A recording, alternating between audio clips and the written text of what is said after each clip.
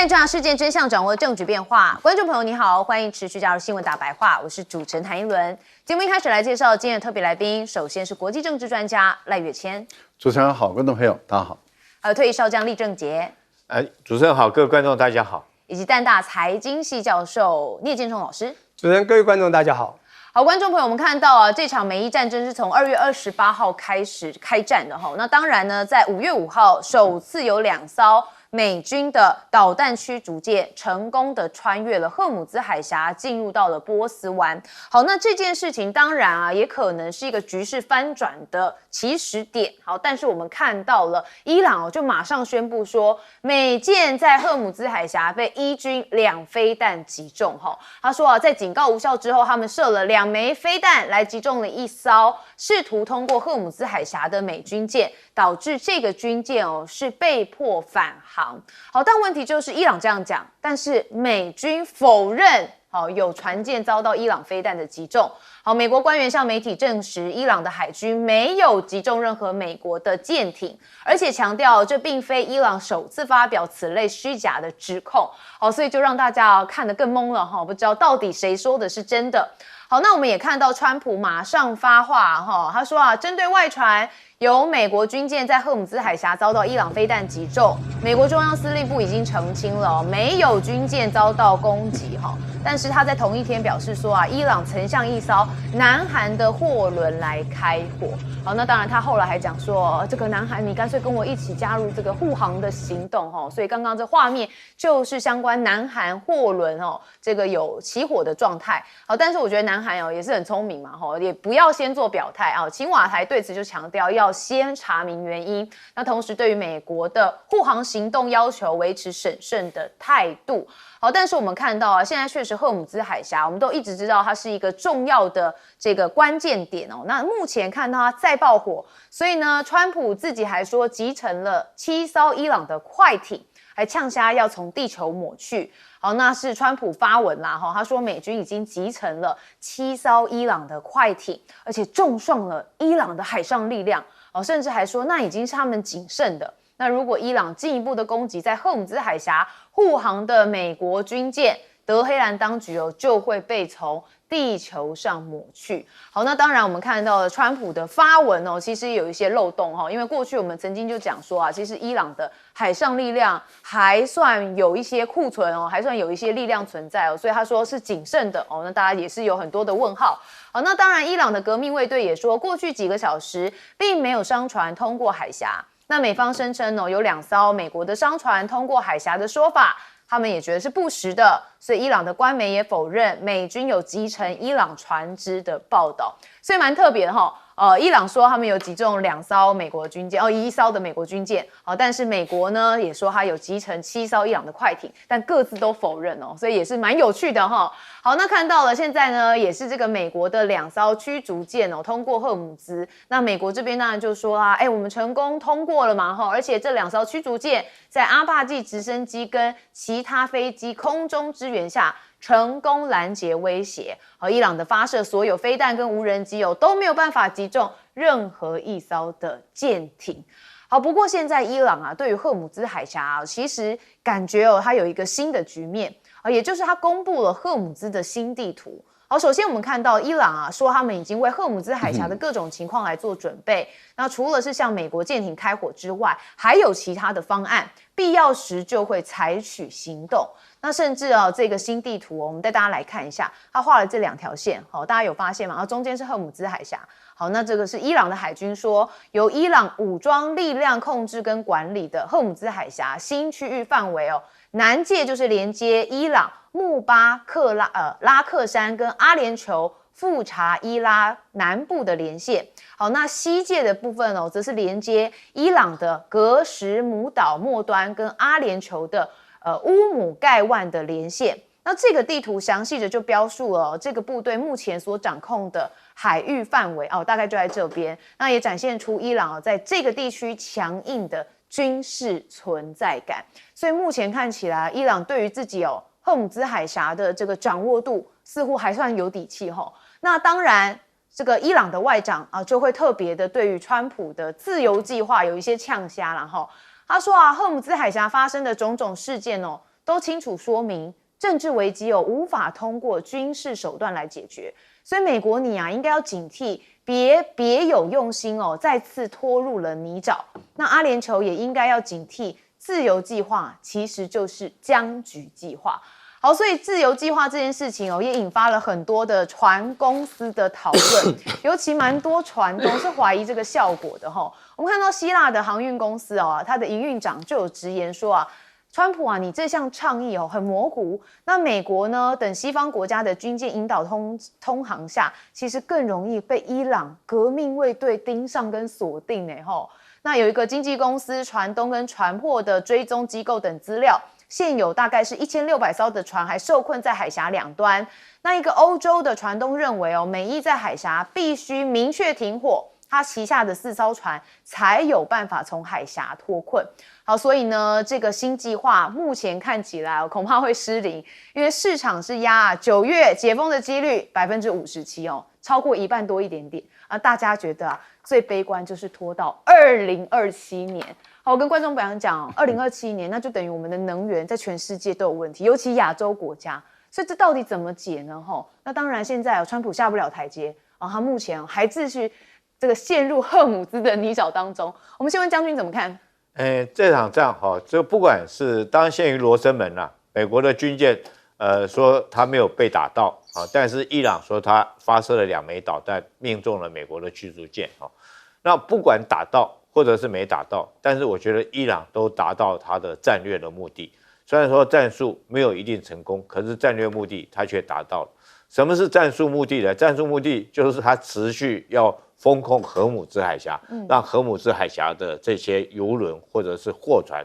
不能通行出去。那战术上面，他究竟打到美国的驱逐舰没有？我觉得倒不是很重要，重要是这些船只目前还必须要停在波斯湾里面，是出不去。试问一下，如果说是这个美国跟伊朗很明显的已经互相开火的状况，还有哪一艘货轮敢冒险听美国川普的话，按照他自由的计划，按照他的引导从这边通行出去？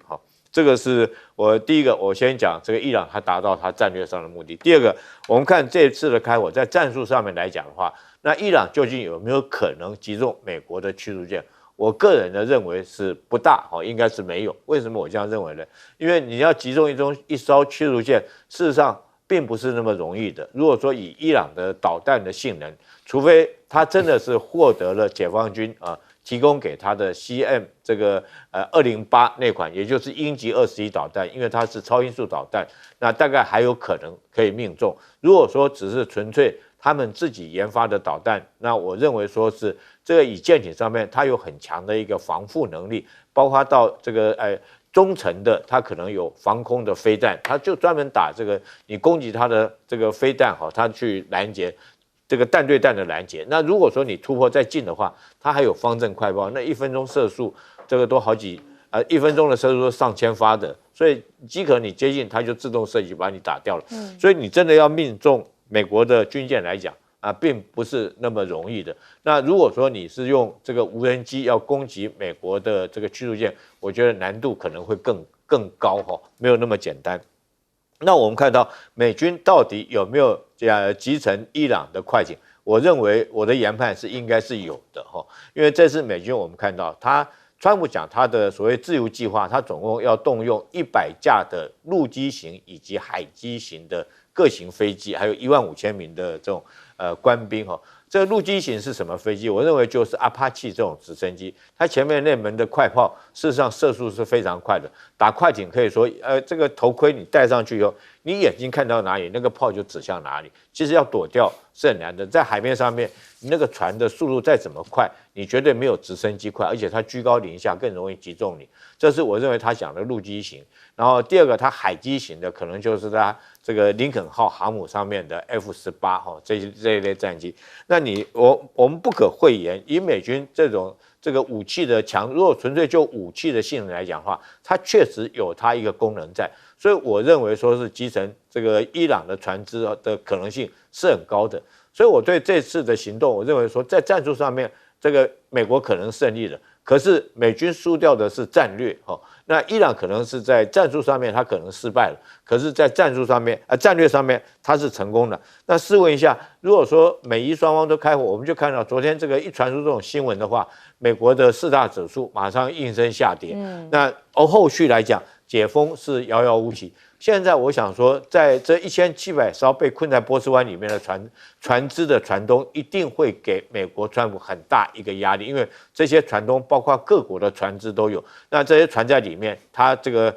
船跑不了生意，做不了生意，而且船员在这边已经待了2个月的时间，生活或各方面都形成很大的问题。所以我觉得川普虽然说赢了这场战术，可是他后续会面临的压力会更大。对，一定是最大的因为这一场战争就是他引起的。那当然大家希望能够解开赫姆兹的问题，但他都解不开。好，我们问赖老师。要解开也不难，美国停战、停止封锁，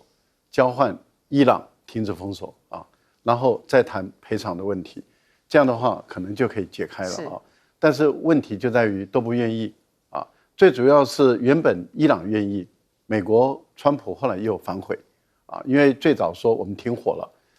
那伊朗说好，停火期间那我就解开这个赫尔木兹海峡。川普说感谢，接着又说我还是要继续封锁你的这个海峡。那伊朗就说那你要封锁我就恢复封锁。就每次以为那个台阶已经搭好了，他都不走下来。那为什么不走下来？就是川普以为他赢了，我觉得误判才是造成最大的问题。现在有点像儿戏了，但是我觉得大国的领导人把战争当儿戏不是好事情。伊朗说你敢进海峡我就打，美军就说我进了，然后伊朗说我打了，美军说你没有打后来川普说有，他有打是川普说的，川普说有，他有打，但是他打中的是韩国的船，而且呢我们把伊朗的7艘的导弹快艇打掉了，所以我们又赢了所以他打掉的是韩国船，所以你韩国的军队跟我一起来护航吧，这是川普的说法。由于最高统帅已经说有打了，因此美军的中央司令部的司令被迫不得不出来直接面对记者，库珀他就说有打伊朗有发射巡弋导弹，也有发射无人机，但是没有打中。不过我打掉了这个伊朗的6艘战舰，大家都觉得川普说7艘，你说6艘，那到底是7艘还是6艘？反正随便数字他讲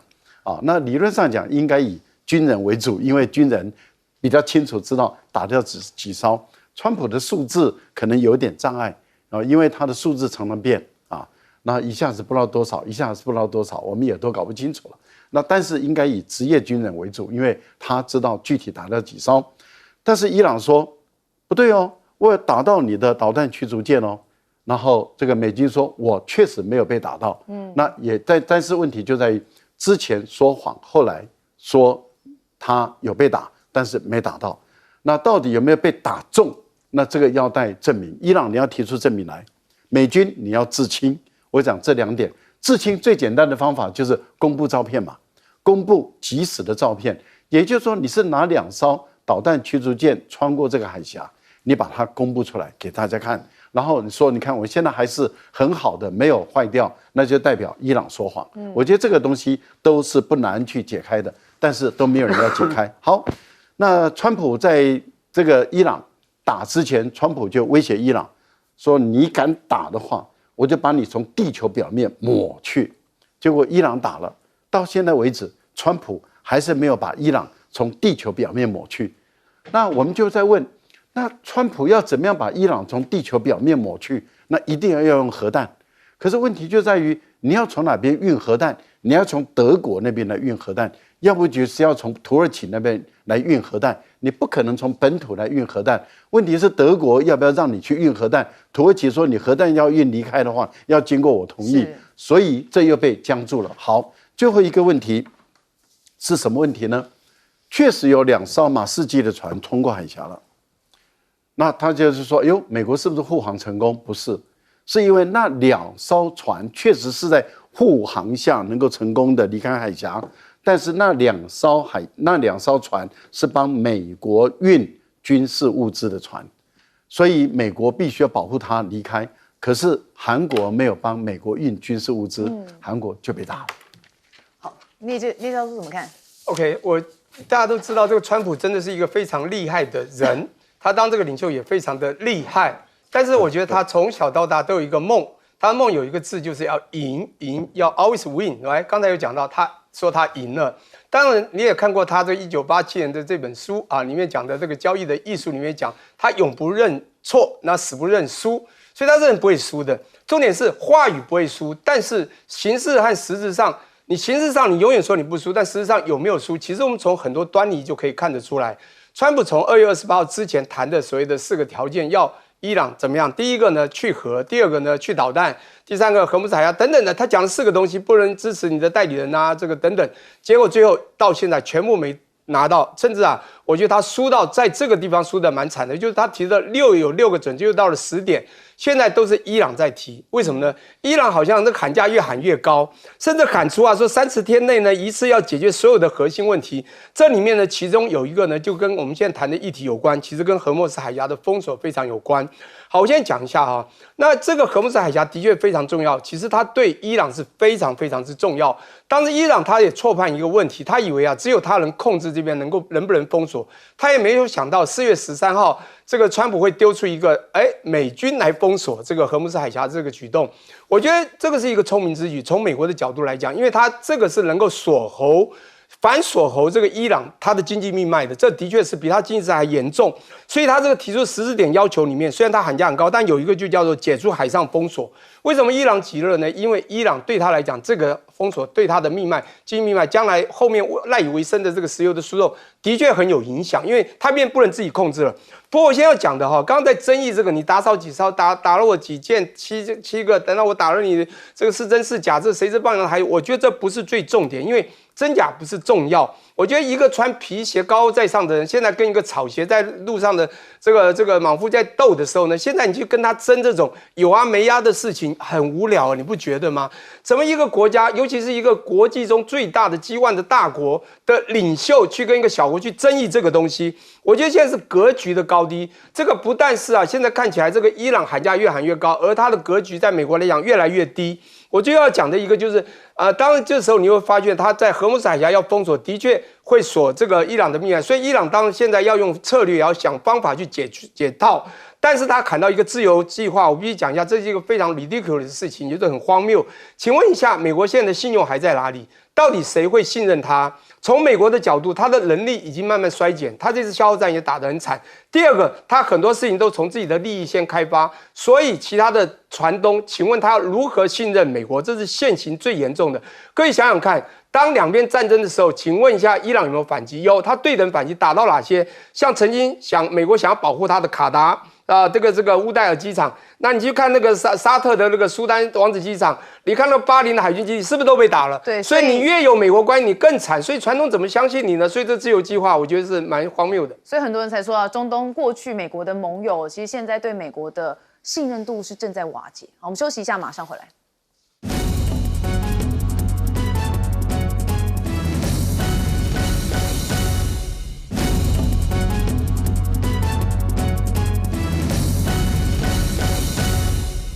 好，现在我们刚刚提到，就是荷姆兹海峡是一个关键点但是我们要看到，之前川普不是曾经有讲过吗？我们看看这个伊朗内部我认为可能会有一些不同的想法。确实，川普一直觉得在伊朗内部有他们的政府派，也有他们的军权派跟黎巴嫩有点像，他好像在看他们里头在裂解那现在是不是真的让川普讲中了呢？好，那当然我们要换一下 CG 包含的就是我们第一个要看到的是伊朗的总统他秀气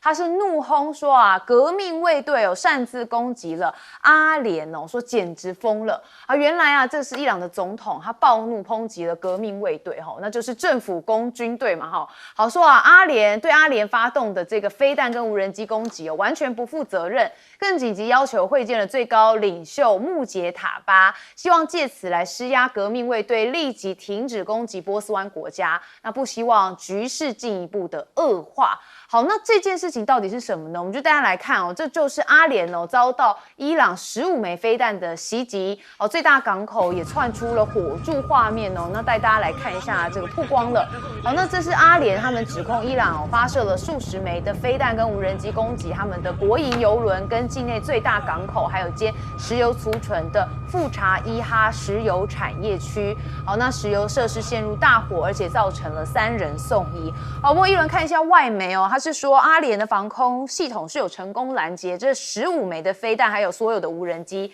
但因为拦截还是会有一些碎片嘛，还有无人机的部分还是掉落在这个港口，所以才引发大火。好，那这个富查伊拉并不是随机目标，是阿联酋在阿曼湾主要石油出口的码头，也是阿联酋唯一一个完全绕过荷尔姆兹海峡的主要港口。好，那这个港口处理了数百万桶石油。那世界各国为了避开封闭的荷尔姆兹海峡，所以刻意将石油改道运输。那伊朗此次的袭击就是这一条绕行的路线，所以被认为是针对性的。好，那我们再看到伊朗攻击了阿联酋。那不久之前说还有4枚的弹道导弹从伊朗发射，但是被阿联酋的防空部队拦截而且摧毁。好，那其中的3枚被防空系统成功拦截。好，有1枚是落入了海中。大约2个小时前也曾发布过类似警报，那就是美伊停火协议生效以来首次同类的警报。好，你看相关的画面也出来了哈。好，那当然目前大家讨论除了是伊朗轰阿联，那也有川普是不是把盟友置于生死之外呢？那伊朗的外长阿拉奇就有特别的警告他说美国跟阿联应该避免被卷入泥沼并指出说近期荷尔姆兹海峡的冲突显示了政治危机无法透过军事手段来解决。好，那当然美国的高级官员也特别提到说美国其实正在逐渐逼近重启对伊朗的大规模作战行动。好，那最终的决定权还是掌握在川普跟德黑兰新的领导层手中，所以就是局势是否升级其实呢，决定权仍然在川普身上。好，那美军启动了荷尔姆兹海峡护航的第一天则是呼吁商船要朝南靠近阿曼跟阿联的海岸来进行航行。那海上的冲突升温，现在阿联的国营石油公司油轮遇袭，谴责伊朗说你们是海盗行径。阿联强力谴责说，伊朗的无人机在海峡袭击一艘阿布达比国家石油公司旗下的油轮。好，那如果这个阿联的强烈谴责当然是真的嘛，就是他因为这样所以强烈货责，那大家就要讨论说，那川普你不是说你有自由计划，那不就代表你的护航完全没用吗？还是有货轮商轮被这个袭击嘛？那现在呢，美伊战争到底要不要继续打？操控在川普手上，我们就来听川普他说，我不能告诉你啦与伊朗的停火协议是否结束，说我不能告诉你。不过对方假如锁定了美国船舰攻击，伊朗军队就会将他们从地球的表面给抹除。好，那美国伊朗在波斯湾交火，美国中央司令部也拒绝回应停火协议是否已经破裂。好，我们看到了古博多次拒绝回应那在另外一场简报上面，美国驻联合国大使他说会交由白宫决定是否宣布违反了停火协议。好，那美国媒体有做相关报道说其实川普对伊朗的问题已经觉得没有协议、没有战争的僵局感到很厌倦好，不止你川普伊伦都感到厌倦，我们都谈了2个月了好，那美国高级官员说川普其实很想行动，他不愿意坐等，他想要施压，他想要达成协议。好，这也是我们前面呼应我们前一段讲的他一直觉得自己赢了但是又看起来好像没有办法从他要的这里头拿到他所想的所以一直就呈现僵局。所以最大的问题其实还是川普你啦好，我们来看一开始现在这个伊朗的总统对于革命卫队攻击阿联，他其实蛮不满的。我们问赖老师，他不满，他也无可奈何，因为革命卫队不用听于他因为他们的法律规定，革命卫队只服从于最高的政治领导人，不是服从于伊朗的总统。就穆杰塔巴。对，穆杰塔巴他才有真正的这个国家安全部队，还有这个国防正规军，以及民兵组织，还有革命卫队都听他的，所以总统事实上是没有兵权的那因此他总统只能表达意见，表达他的态度。但是最终连总统都要听穆杰塔巴的，因为他才是最后的一个决策者。不过我们看到阿联酋，我们前段时间在上个礼拜我们才在讨论说，阿联酋做了2个动作，会让自己陷入争议的漩涡里面。第一个动作就是他退出那个 OPEC Plus，那个时候大家就谈到说，他退出的目的是什么？它会产生什么影响？那因为他跟沙特阿拉伯的不满的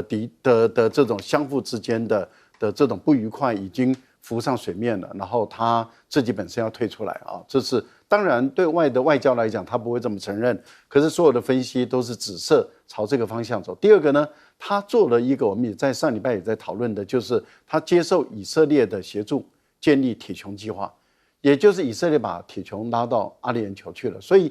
那阿联酋它好像就形成了它跟以色列等于是准军事结盟的关系，因为铁穹是属于安全系统的防御系统，军事的。那如果以色列帮阿联酋建立的话，那就包括你的雷达系统、侦测系统、导弹系统，还有人员的训练，那是不是很早以前就开始偷偷的已经进行了？那这个是海湾国家之前所不知道的事，会不会之前你们就已经？不然的话，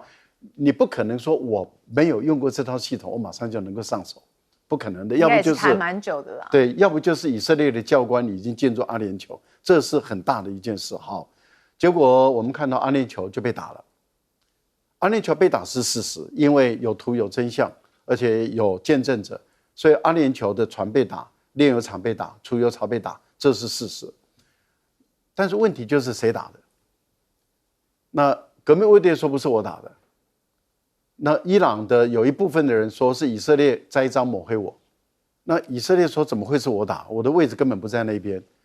可是伊朗的总统却很生气的说，好像他的生计好像变成是革命卫队打的，所以这个就会形成了一个罗生门的一个问题啊。好，所以我们看到中东的局势越来越复杂，可是我们觉得最吊诡的是，为什么川普不说话、不表态、不谴责、不提高这个冲突的升级？原因就是因为他们还在秘密的进行间接的谈判。这个是不对外公布的，间接谈判还在进行中。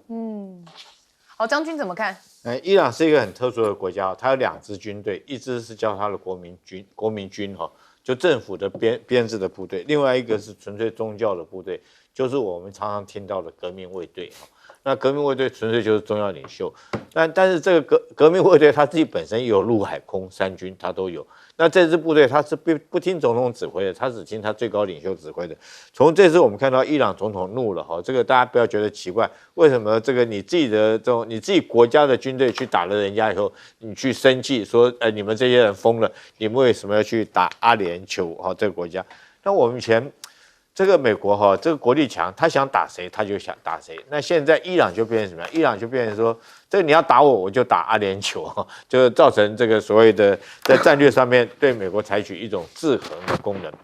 这种事情也很吊诡。大家知不知道美国第5舰队位置在什么地方？它就在巴林。大家去看看地图上面，巴林在哪里？巴林就是在波斯湾的正中央。那以前这个还是所有用飞机或者是船只的那个年代里面，在2次世界大战结束之后，美国在巴林这边建的第5纵队，它等于控制整个波斯湾都为它所掌控。你们这北边它对着伊朗，南边来讲依靠的是这个沙特，然后左右分别是这个科威特、伊拉克，还有这个阿联酋阿曼等这些产油的国家。所以它在中间，它可以对这些国家讲好听一点，它要对这些国家提供所谓的安全的保证。讲难听点，它可以随时掌控到这些国家。那这些国家也将自己的安全就信任美国，将自己国家安全信任给他。所以我们看到中东地区产油国家那时候都是用美元在交易。那我油卖给你，你付给我美元，那我拿那么多美元干嘛？我去买美债，买了美债干嘛？我又回到美国去投资去了。所以美国借着这一轮的操作赚了很多哈。可是现在时代已经变了，我们看到阿联酋这段时间他从这个2月28号开战以来，被打得最惨的就是阿联酋这个国家。为什么被打最惨呢？因为现在武器已经不是传统的飞机大炮了。如果说是伊朗还是这种战机军舰，他当然绝对不是美国的对手。可是他现在用的武器是不对称的武器，包括他无人机包括他的导弹，所以他可以对这些国家这个发动攻击。但是相对的，我们看看这些国家，像阿联酋被发动攻击之后，那卡达、这个巴林这些国家站在旁边会怎么看？他们第一个念头就是说，你美国保护不了我了，对你没有这能力保护我，那以后我自己的安全我要寄托给谁？那会不会因此让这些这个中东地区产油国家就不再信任美国，然后认为你不能提供我保护？那也就这个中了伊朗的要求，就是要将美军赶出整个波斯湾。是。好，那当然也有人觉得说，为什么这个伊朗总统批评革命卫队的新闻会出现？好，当然我们刚才稍微也帮大家讨论一下，这是伊朗国际这边的报道，那就说其实他们就是一个蛮批判伊朗政府的。好，所以呢，他们这个频道有被伊朗政府给禁止，那也就确实他们很常在讲伊朗内部的一些状况，有点反伊朗的性质啦。所以当然这种新闻出来，他们会比较强力报道。好，我们接下来问聂教授。OK， 我相信伊朗他在整个战术战略中都其实做得蛮细腻的。其实各位想一下，当他开始反击这美军的这种，我们不要说侵略哈，就是当时美国先开始攻击伊朗，那伊朗要反击的时候，他只能对点的，所以跟美国有关的美军基地对点攻击嘛。我刚刚讲过了，像那个卡达的乌代尔，或者是这个沙特的这个苏丹王子机场，甚至刚刚讲到这个巴林的第5舰的那个港口也都被打过。他就要对等打到跟你美国相关的。那这一次呢，我觉得这革命卫队为什么要打这个阿联酋这个所谓在东岸的这个阿曼湾的旁边这个港口呢？这个港口有它的重要性。我先讲一下，因为这个港口呢，其实从这个阿联酋里面，它其实产油是蛮丰富的。它从其他的地方生产出来以后，它有一个它所谓的输油管，输油管都是从这个地方出港的。那这个港呢，其实它对他们来讲非常重要，因为它有非常先进的集装箱和这个石油码头的整个设施。它最重要呢，它是这个。它被号称叫人员呐，从中东除了能够绕过荷姆斯海峡的一个非常重要的所谓的出口的逃生舱。那这时候你会发现当他开始觉得所有的荷姆斯海峡控制权是由我伊朗的革命卫队控制的时候，那没有问题。可是美军进来了，美军说反控制还要搞自由计划的时候，你会发现美军它可以利用阿联酋，因为阿联酋不管跟以色列或者是美军的关系，并不差于跟伊朗关系。因此呢，他就可以利用这个呢，再把部分他这个美国想要的这个石油拿走。这时候伊朗必须做这个动作，我觉得他是有意这样做的。所以我觉得这个总统不管他们内部发生什么事情，每个国家都有不同的声音。我觉得他们必须打这个点呢，也就是要让他们的后面的步骤能够继续赢下去。所以我觉得这非常重要。当然，因为伊朗他知道，如果我自己的被封了，而你的还跟人走，那我是必输。所以要不然就是都挂掉，我觉得是这个感觉了哈。玉石俱焚啊。对，当然我还想科普一下，各位了解一下 OPEC 这个组织，在1960年成立。这成立的时候呢，当时只有4个国家，就是伊朗、伊拉克、科威特，还有一个就是沙地阿拉伯。那当然后来是沙地阿拉伯呢主导，其实当然伊朗提出，那沙地阿拉伯主导，因为它产油很多。当然还有一个呢是在南美的这个，你知道OPEC 现在有12个国家。有一个是南美的，就是委内瑞拉。美国总统这个川普是很聪明的，一开就把那个委内瑞拉就控制住了嘛。总统这个就直接跨国绑架。还有呢，这个另外6个在南非，那我们就不讲那6个，就主要这几个国家。我刚刚点了4个，因为12个减掉1，再减掉6，应该还有5啊。另外一个叫阿联酋，阿联酋在1971年加入的，因为阿联酋它有它自己的一些想法和做法，所以在1971年它加入之后的，后来发现的石油危机，那跟这些都有一些关系。我现在要讲是阿联酋。它因为加进去后，它被限制叫 quota， 它限制它的配额之后，它其实并不是那么的要完全加入进去，因为它想赚的钱它赚不到，它有自己的输油管，因此它退出了。这时候让伊朗呢，其实也师出有名，因为它5月1号退出了 OPEC 嘛，所以我觉得这次打呢，是我觉得部分来讲是师出有名，而且跟它的战术战略，就伊朗的战术战略的巧妙运用是有关系的。好，我们休息一下，马上回来。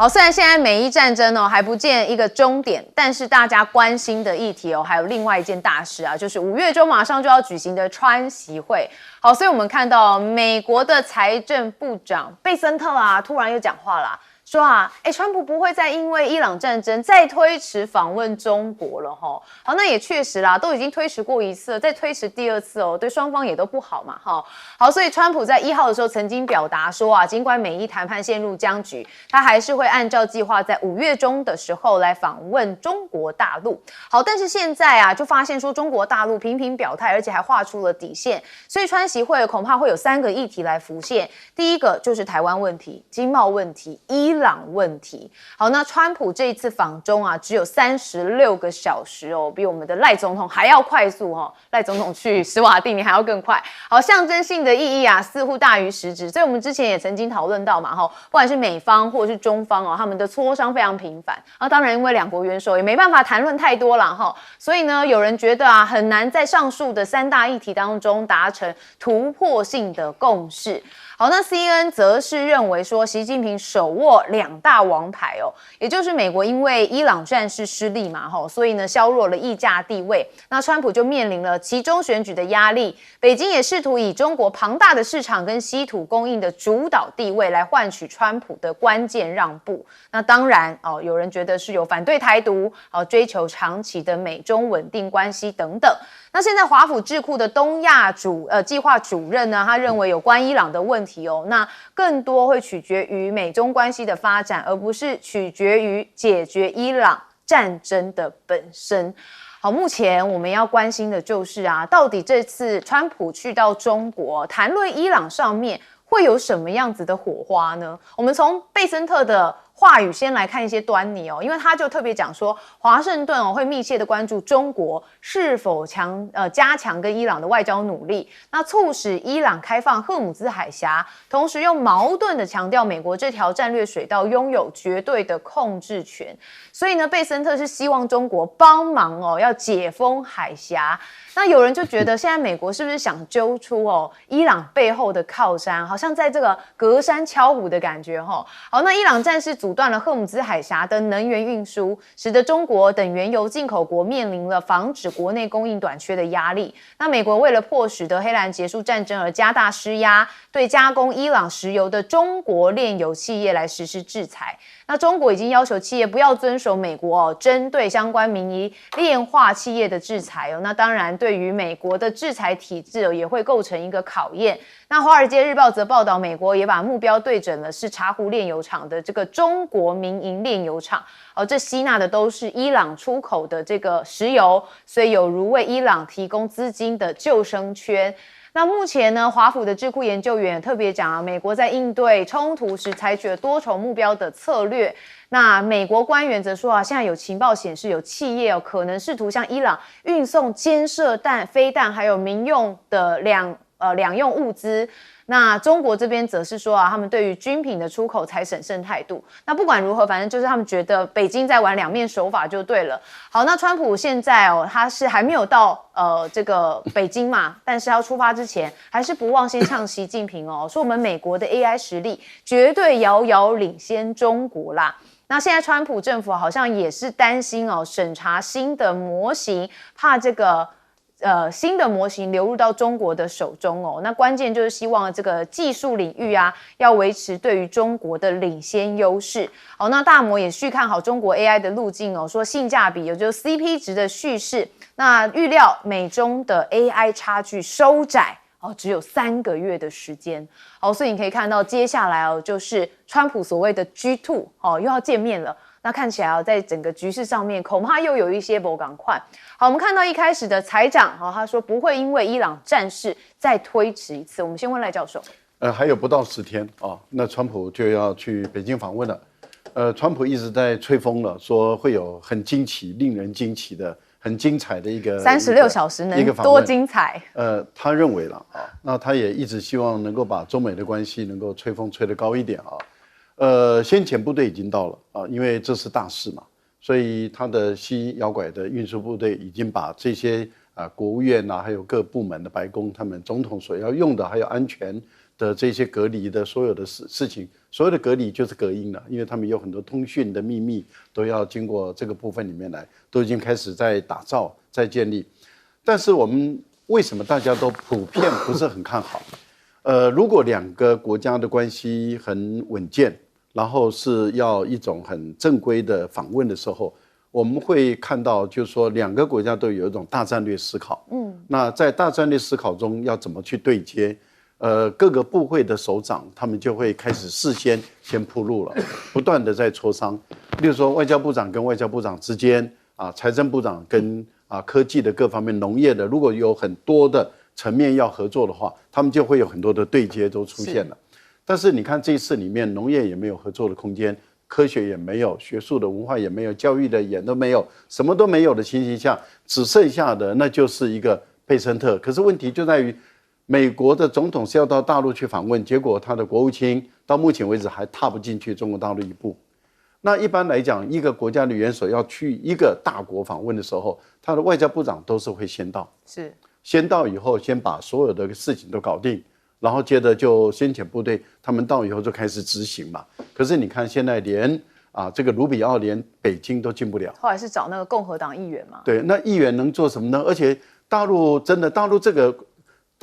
个大国，它是讲规矩的，就是你什么等级的人来，我用什么等级来跟你接触。所以你看，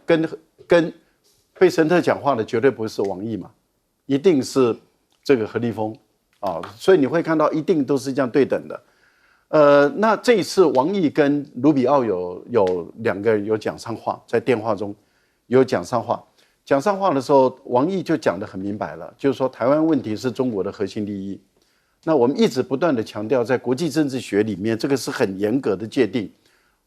核心利益就是这个国家为捍卫自己的生存的利益，它不排除动用任何手段，那就包括军事在里面了，这才叫做核心利益，那是最高等级的。那已经讲了，台湾是中国的最高等级的利益，那这也建构中美之间的关系，所以中美的最高的风险会因为台湾而来。好，那意思也就是说，你要把这个事处理好。可是你看，当赖清德跑去斯瓦蒂尼访问的时候，美国的国务院第一时间就肯定、赞许、赞美。那这代表什么？美国就是我不吃你这一套，就是卢比奥的态度就是我不吃你这一套，我继续这样打台湾牌。那各位你想，那两国的领导人到最后还有什么大的突破能够进行呢？台湾的问题没搞定，其他的大突破的可能性就往下降了。那我个人认为，中国大陆现在在思考的很有可能是以15规划为主，环绕15规划中的涉外事务中跟美国有关的这个部分来拆解一些会影响15计划的事。但是你说中美关系会因为这次的访问就否极泰来变得很好，那我倒觉得这个急了一点因为以往我是抱着很乐观的态度，但是我觉得越看情势的演变，越接近要谈的时候，似乎没有大计划出来，没有大计划出来，我们就能够想到的，那就是两国的领导人只定一个大方向而已，而不会有具体的大计划在落实。所以类似像框架一样我觉得像框架的可能性比较高了。是，好，聂老师怎么看 ？OK， 我觉得讲框架，我觉得连框架可能都没有。我觉得像我们台湾政治也有，所以急难急虑。框架没有，那白去了。没有，他还是要去，因为他谈我所谓框架，就是说你至少框出了一些东西，我们该做的东西。我觉得最后都会虚有其表，会拿到一些东西。这些虚的东西，川普回去就说：“我又赢了，我又拿到他们买了不管多少的大豆、玉米，我又赢了，我又跟他更友好了。中国很多人又要听我话了。”我觉得他只是拿到这些虚无缥缈的部分，他觉得他自己觉得赢的东西。但是呢，我这样讲2004年、2024年那时候，我刚好在广州开中国金融学年会，刚好晚上看着他选上的11月选上的时候，我说过这个事，就是当时我就看到北京有一个专家说，其实川普上来对中国非常有利，哪里有利呢？因为川普这个人什么都行于外，很容易看清楚这个老头子他要做什么。他要做什么呢？我们就找一个心理学专家，不用外交专家，什么都不用，心理专家去研究他好了。所以我觉得他们一直在观察川普的走向，也就是有所谓的政治心理学来研究这个人走向、他的动向、他的需求等等的。所以呢，这时候你会发现，当然中国累积了筹码，他也去练了他的身体肌肉 muscle 也练得越来越强了，不管在军事、航太等等，甚至有一些我们刚刚讲最重要就是关键材料，像稀土之类的，不止储量世界37%，产量呢全世界的60%，而且它的经济演练到91、92%，这样的一个能力，30%都能够控制了世界未来所有东西高科技的发展。而当然美国，你刚刚讲到 AI， 当然还是赢中国，但是你要讲遍地开花，中国是赢的哦。但以深度来讲，因为他们矽谷当时以前的研发能力、创新的确是够强。所以美国现在呢，当然在它还能够控制全世界，不管荷兰、日本的部分技术，甚至把最高阶的晶片hold在手里的这个能量呢，的确也是它的一些筹码。所以这两个筹码说不好听一点，跟美国和伊朗要谈东西永远谈不拢一样，这两边也永远谈不拢。所以我的意思说，急蓝急绿在台湾不是就是打一架吗？前蓝前绿碰到吵一架，只有不蓝不绿这种东西可能还等一下，所以我觉得这两个呢会碰在一起呢，把这个我们讲台湾这政治叫不蓝不绿，或者说模糊的 gray area 叫灰色空间呢，拿到一些表示我去了中国36小时，表示我拿到了东西回来给我的农民看了。那当然也跟他的未来要稳定他的选举有关，所以我必须说明这个货币框架，我觉得他们谈多少次了，也不是光见面才谈得了嘛。那说不好听，见面可以谈比较深的核心呐。说不好听，这次可能。中国我讲打心理战，因为中国它有它要的东西，比如我们台湾将来是要独立或统一，这就是中国想要的东西哦。我觉得这时候拿到了川普想要的东西，这时候去交换，这时候搞不好你知道浅浅的暗暗在走，就是隐形最可怕的中国，搞不好会拿到更多，比川普还多。不过川普当表象一定要选举要赢，所以我觉得他们只能拿到中间一些灰色地带来，你是最极端的很难呐。对，反正川普去了哈，但回去之后有一点交代了哈，至少可以讲出一些政治语言。将军，虽然说这次川习会哈，他会讨论议题大概不外伊朗、台湾问题，还有经贸的问题哦。那台湾问题我认为是重中之重，可是我们今天先看一下，在经贸方面来讲的话，其实可以说习近平在这一点是完全占上风哈。这个他要买多少大豆，因为川普马上面临的是期中选举，他的很多的种大豆的农民现在面临很困顿的状况，要不要去买肥料，要不要去买拖拉机，要不要施肥？那去年库存的到现在还没有销光哈。虽然说川普现在在这方面大声的疾呼说，哎，你们安心去买拖拉机，开始我跟跟中国已经要买我们很多的大豆，你们安心去买。但是我想说，美国的农民豆农来讲的话，绝对不会相信川普这番话。那另外，中国要提供给美国的就是稀土嘛。稀土这个，目前我看到中国也是卡住这个脖子，尤其是说重稀土，这7种的重稀土几乎100%是在中国手上。那美国因为如果没有这重稀土，它的这种军工业可以说没办法生产。那再来我们讲伊朗的问题，伊朗这次可以说球也是在这个主控权也是在习近平手上。那到底习近平他要不要继续提供伊朗相关的资源？当然，你说提供什么资源，中国大陆是不会提供给他武器现成的武器，大概不至于会提供，以免引起后续更大的问题。可是相关的技术或相关的零附件供应链来讲的话，它可以提供给伊朗，它可以借着中伊铁路陆运的方式就进去了。那中国可不可以买伊朗的油？等于我如果说买了伊朗的油，等于说我有钱，等于说伊朗就有这个经费继续支持他的战争。我们刚刚讲这个茶壶炼油厂，这个大陆叫地炼的，就地方的炼油厂，他们提炼油，那美国现在扬言要制裁这几家公司，可是问题说你怎么制裁？中国已经提出这个反制裁的方式，那他这个油如果炼出来以后，它还是有市场，它还是可以卖，你美国根本就制裁不了它。所以在这方面，美国川普他现在又面临的想要结束这场战争，他要结束这场战争，势必要靠中国大陆的这种在这方面来讲因为中国大陆已经站在一种所谓的斡旋者、调和者的这种制高点，他有这能力去调和这场战争。那当然，我觉得川普是有求于中国。那在这场如果说双方见面以后，一定会就这3方面的议题来谈，但是只有短短36个钟头，我觉得这个扣掉。